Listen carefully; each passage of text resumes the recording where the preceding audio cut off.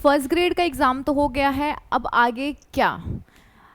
इसके बारे में आज हम लोग बात करने वाले हैं। आज आपके ऑलमोस्ट फर्स्ट ग्रेड के जो एग्ज़ाम हैं वो हो गए हैं, अभी और भी ग्रुप डी का एग्ज़ाम बाकी है, बट जिनका एग्ज़ाम हो चुका है उन्हें अब आगे क्या करना चाहिए, इस बारे में आज हम डिस्कस करने वाले हैं। हेलो गाइस, मेरा नाम है दिव्या और आज हम बात करेंगे कि फर्स्ट ग्रेड के बाद हमारी आगे की रणनीति क्या होनी चाहिए, किस प्रकार से हम आगे की तैयारी करें, क्योंकि आगे ना अभी आपके पास बहुत सारे एग्ज़ाम्स आए हुए हैं, बहुत सारे नोटिफिकेशन आपके पास हैं। फॉर एग्ज़ाम्पल जैसे कि रीट है, सीटी है, कई बच्चे आरएस की तैयारी कर रहे हैं तो ईओ, आरओ, आरएस की वैकेंसी आने वाली है, तो बहुत सारी अपॉर्चुनिटीज़ हैं। एंड एक चीज़ और कि 2023 में चुनाव होने वाले हैं, तो जो भी अभी नोटिफिकेशन आए हैं ना, तो सरकार चाहेगी कि मैं जल्दी से ये जो भर्तियां हैं मैं करवा दूं, ताकि थोड़ा पॉजिटिव फीडबैक मिले और चांसेस हो उनके फिर से वापस आने के। होता है ना, कोई भी गवर्नमेंट होती है तो वो क्या करती है कि कुछ ऐसा काम करके जाएगी ताकि एक पॉजिटिव फीडबैक आए। तो बस इसीलिए ये आपके पास एक बहुत ही सुनहरा अवसर है और आप ना डट के लग जाओ। आपके पास लगभग अगर हम कहें तो 3-3.5 महीने का टाइम है और इस टाइम को आपको कैसे यूटिलाइज करना है, आपको कैसे इसको मैनेज करना है, इसके बारे में ही आज हम बात करने वाले हैं। आई होप आपको ये सेशन बहुत हेल्पफुल लगेगा और आप इसको देख के ना अपनी तैयारी बहुत ही बेहतरीन तरीके से कर पाएंगे, अपने टाइम को बहुत अच्छे से मैनेज कर पाएंगे। तो चलिए हम यहाँ पर इसकी शुरुआत करते हैं। देखिएगा, सबसे पहले तो एक आपके लिए motivational quote, push yourself because no one else is going to do it for you. आपको अपने आप को पुश करना पड़ेगा, क्योंकि कोई भी ऐसा नहीं है जो आपके लिए कुछ करेगा। तो अब जो हो गया है, आपका जैसा भी एग्ज़ाम गया है, किसी का अच्छा गया होगा, किसी का अच्छा नहीं गया होगा, किसी ने थोड़ी बहुत मिस्टेक्स की होंगी जिसकी वजह से पेपर थोड़ा सा गड़बड़ा गया होगा। अब चांसेस हैं कि होगा कि नहीं होगा। तो हमें अब ये जो हो गया है ना, अब हमें इसको लेकर नहीं बैठना है। अब हमें अपने आप को और ज़्यादा स्ट्रॉन्ग करना है कि हमने जो गलतियाँ करी हैं ना इस पेपर के अंदर, वो गलतियाँ हमें आगे नहीं करनी है। आगे अभी भी हमारे पास बहुत सारी अपॉर्चुनिटीज़ हैं और इसी वजह से आपको अब अपने आप को पुश करना है। ये जो माहौल क्रिएट हुआ है ना एक स्टडी का, अभी आपके लगातार कंटिन्यूसली एग्जाम है, तो ये एक माहौल जो बनता है ना, ये बहुत मुश्किल से बनता है। तो अब आपने अपने आप को इससे निकलने मत देना कि कहीं सोचो कि नहीं नहीं बाद में पढ़ लेंगे, अभी थोड़ा टाइम है, अभी तो पेपर दे के हटे हैं, थक गए हैं। नहीं, ये सब नहीं, यही टाइम है आपके पास। अब अगर आपने ये 3-3.5 महीने अच्छे से डट के पढ़ाई कर ली ना, तो बस बेड़ा पार है, वरना अदरवाइज फिर लटकते रहोगे 2-3 साल, जो नहीं होना चाहिए। ठीक है, तो इसीलिए अपने आप को, अब ये जो आग आपने लगा रखी है ना अपने आप के साथ की, अपने आप को उसमें झोंक रखा है, बस यहाँ से आपको लगे रहना है। ठीक है, तो यहाँ पे मैं आपको कुछ बताने वाली हूँ, कुछ की पॉइंट्स कि आपको किस तरीके से तैयारी करनी चाहिए, कि आपको कौन से पॉइंट्स हैं जिन पे आपको ध्यान देना चाहिए। जो गलतियाँ आपने करी हैं वो गलतियाँ अब आपको यहाँ पे दोहरानी नहीं है, उस बारे में ही हम यहाँ पर बात करने वाले हैं। चलिए देखते हैं। सबसे पहला हमारा जो पॉइंट है ना, वो ये पॉइंट है कि आप किसी भी एग्ज़ाम की तैयारी कर रहे हैं, अभी अभी आपके पास जो आगे बड़ी भर्तियां हैं ना, वो है सीईटी की है, रीट की है, अगर कोई ईओ आरओ की तैयारी कर रहा है वो, और आपका जो आगे आरएस का एग्ज़ाम है वो। ठीक है, तो आपको सबसे पहले काम ये करना है कि आपको अपने एग्ज़ाम का ना सिलेबस पता होना चाहिए। सिलेबस आपको बहुत इंपॉर्टेंट है यार, मस्ट है। आप जिस एग्ज़ाम की तैयारी कर रहे हैं, अगर आपको उसका सिलेबस ही नहीं पता है क्या क्या आने वाला है, तो फिर कैसे होगा ना। क्योंकि आजकल अगर कोई सिलेबस से आउट अगर कोई क्वेश्चन पूछा जाता है तो उसे रद्द कर दिया जाता है। इसी वजह से आपको ये ज़रूरी है कि आपके पास आपका सिलेबस होना चाहिए, फ़ोन में नहीं। बार बार फ़ोन थोड़े ना खोलते रहेंगे। अब ये इतनी गंदी आदतें हो चुकी हैं कि फ़ोन में पीडीएफ से पढ़ लो, फ़ोन में सब कुछ देख लो, नहीं। आपका जो सिलेबस है वो आपके टेबल पे होना चाहिए। ठीक है, और आपको अपना टारगेट सेट करना है, आपको अपने की पॉइंट्स, आपको अपने पॉइंट्स देखने हैं कि ये मेरा सिलेबस है और अच्छा आज मुझे ये पढ़ना है, तो आज मैं ये पढ़कर ही सोऊंगी। तो इस तरीके से ना अगर आप डेडिकेट होकर पढ़ेंगे, क्योंकि तरीका तो यही है। अगर हम रैंडमली कुछ भी उठा के पढ़ रहे हैं, हमें नहीं पता कि हमारा सिलेबस कब कवर होगा, तो बात नहीं बनेगी। उसके अलावा आपको अपने टाइम को मैनेज करना होगा। अब बहुत बार हमारे बहाने होते हैं कि हमारे पास टाइम नहीं है, घर के बहुत काम है, फेस्टिवल है, कैसे पढ़ें, घर वाले कोई ना कोई काम बोल देते हैं। ये सबके साथ होता है, आपके अकेले के साथ नहीं है। अगर आप कुछ बनना चाहते हो ना, तो आपको टाइम निकालना पड़ेगा, आपको अपना टाइम मैनेज करना पड़ेगा, ठीक है। तो ये अब आपके ऊपर है, आप अपने टाइम को कैसे मैनेज करते हैं, कैसे आप अपने काम को भी करते हैं, सब चीज़ें हो जाती हैं। अगर डेडिकेशन है तो सब कुछ पॉसिबल है। उसके अलावा टारगेट को सेट करना बहुत ज़्यादा ज़रूरी है। इससे जैसे जैसे क्या होगा ना कि आपका सिलेबस कंप्लीट होता जाएगा ना, तो एक अच्छा सा, एक ज़बरदस्त मोटिवेशन मिलेगा कि मैंने ये भी कर लिया है, मैंने ये भी कर लिया है, वो सारी चीज़ें।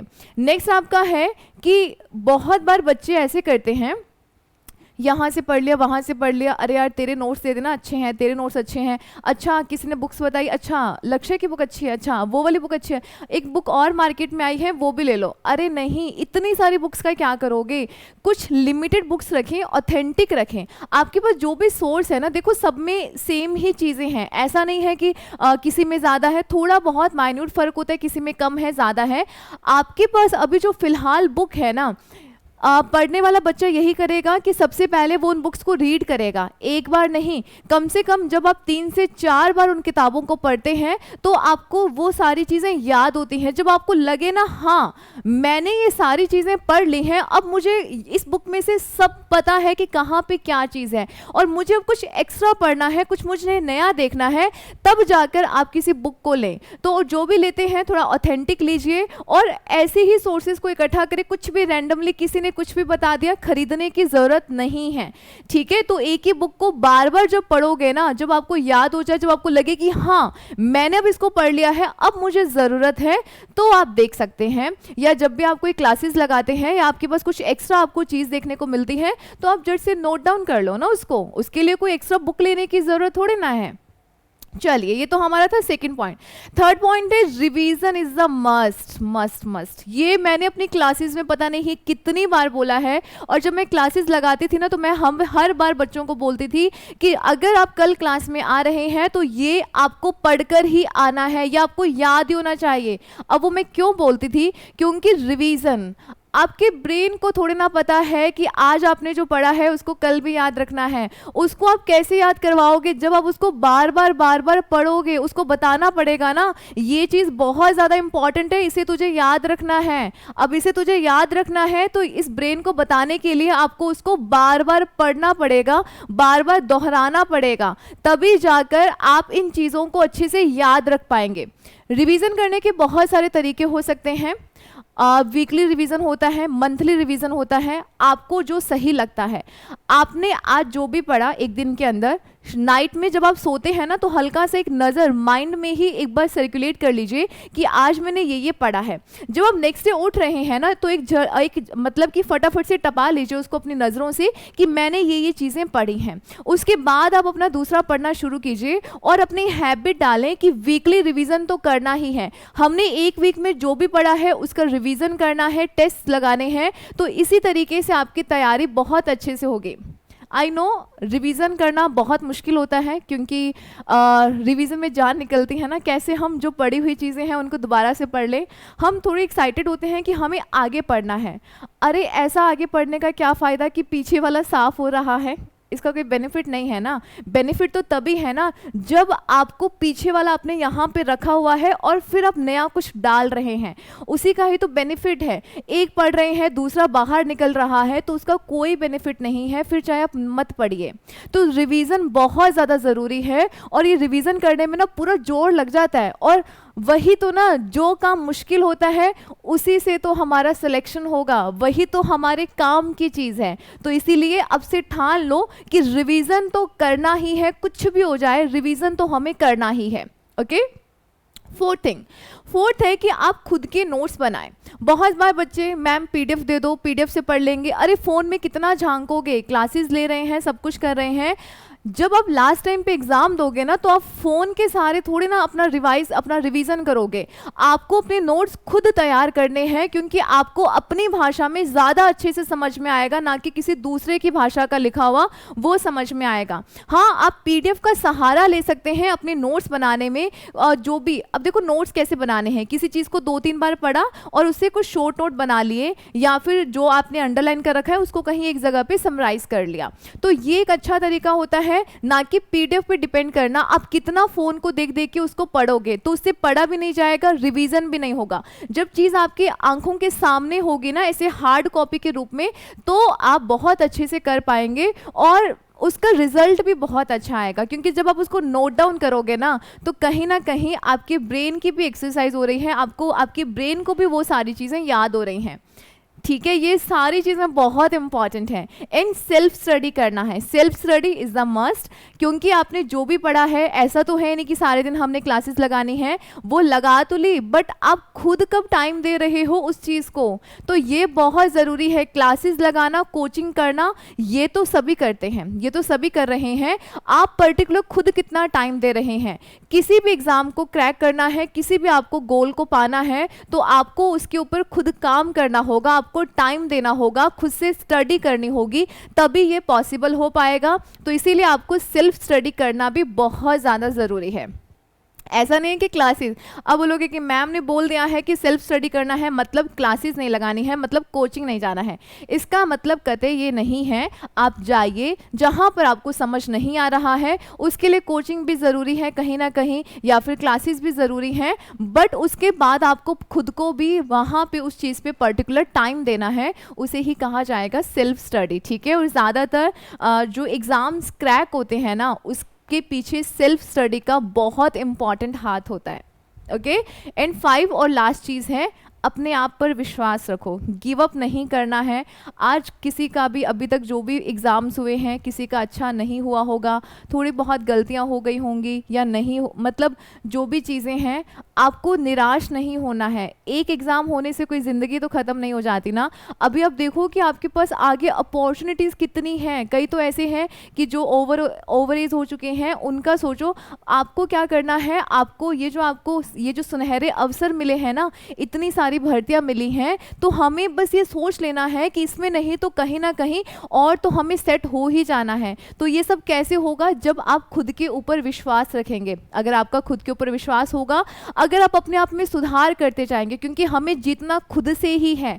अगर आप खुद के ऊपर विश्वास रखेंगे, खुद के ऊपर हर दिन अगर आप मेहनत करोगे ना, तो कोई भी ऐसी चीज़ नहीं है जो आप नहीं पा सकते हैं। और सबसे बड़ी चीज़, अपनी कैपेबिलिटी को पहचानो, अपनी क्षमता को पहचानो कि आप क्या कर सकते हो, और उसके साथ अपनी गलतियों को सुधार करें। आपके साथ जो भी आपने किसी भी पेपर के अंदर जो भी आपने गलतियां करी है ना, उनको एक्सेप्ट करो कि हाँ मेरी यहाँ पर गलती है। लक को दोष मत दो कि नहीं आज मेरा दिन अच्छा नहीं था, मेरे लक ने मेरा साथ नहीं दिया। नहीं, कहीं ना कहीं हमारी मेहनत भी तो होती है ना। अगर आपने अपना 100% नहीं दिया, आपने अपनी मेहनत नहीं करी, तो ये भी लक भी कुछ नहीं करेगा। तो अपनी गलतियों को एक्सेप्ट करें, अपनी गलतियों को पहचाने और उनके अंदर सुधार करो कि आने वाले एग्जाम में मैं ये गलतियां नहीं दोहराऊंगा। तो अगर आप इस तरीके से चलोगे ना, ये जो मैंने छोटे छोटे से स्टेप्स बताए हैं, अगर आप इनको फॉलो करते हुए चलेंगे ना, तो कुछ भी ऐसा नहीं है जो आप नहीं पा सको। ठीक है, तो आई होप ये सेशन आपको काफ़ी एनर्जी देगा, और ना मतलब कि किसी भी सेशन को देखने से आप ज़्यादा टाइम तक मोटिवेट नहीं रहेंगे। आपको खुद से सेल्फ मोटिवेट होना बहुत ज़्यादा ज़रूरी है। आप खुद के सामने कुछ ऐसी चीज़ रखें, या खुद ऐसे माइंड में चीज़ रखें कि आपको ये क्यों करना है, आपको ये क्यों चाहिए। आप अगर गवर्नमेंट जॉब पाना चाहते हैं तो ऐसा क्यों चाहिए। तो जब ये क्यों जब आपके दिमाग में घूमेगा ना, तो आपको सेल्फ मोटिवेशन अपने आप ही मिलेगा।